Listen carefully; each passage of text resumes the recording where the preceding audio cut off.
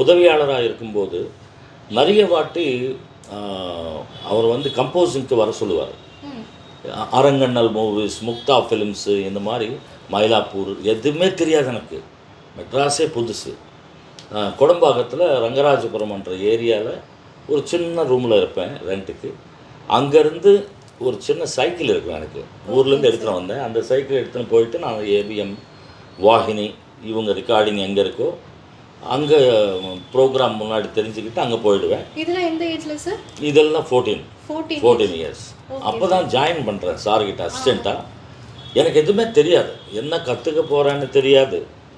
But life மேலே ஒரு ஆசை, ஒரு எதிர்பார்ப்பு இருக்குது. அதாவது எதாவது நம்ம சாதிக்கணும். பிகாஸ் பேரண்ட்ஸ் 2 பேருமே மேடை நாடகத்துலேருந்து அவங்க எங்களை வளர்த்தாங்க. அவங்களுக்கு ஏதாவது சந்தோஷம் கொடுக்கணும் அப்படின்ற ஒரு எண்ணம் சின்ன வயசுலேயே வந்ததுனால வேறு ஃப்ரெண்ட்ஷிப்போ இல்லாட்டி ஒரு ஜாலியாக சுற்றணும் அந்த மாதிரி மைண்ட் செட்டுக்கே போகாத ஒரு சுச்சுவேஷன் இறைவன் எனக்கு அமைச்சு கொடுத்ததுனால வேலை தேடி சென்னை தனியாக ஒரு சின்னஞ்சிறுசு வயசில் வர முடியறதுக்கு அது ஒரு காரணம்.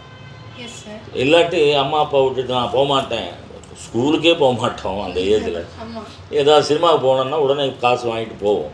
அந்த ஏஜில் ஒர்க்கு தேடி போவோம், ஏதாவது பண்ணுவோம் அப்படின்றது சாதாரணமாக யாருக்கும் வராது. ஒரு சின்ன ஃபயர் இருக்கணும். அதாவது ஃபேமிலியில் அம்மா அப்பாவுக்கு ஏதாவது செய்யணுன்ற ஒரு ஆர்வம் இருக்கணும். அந்த மாதிரி சுச்சுவேஷன் வந்தது எனக்கு.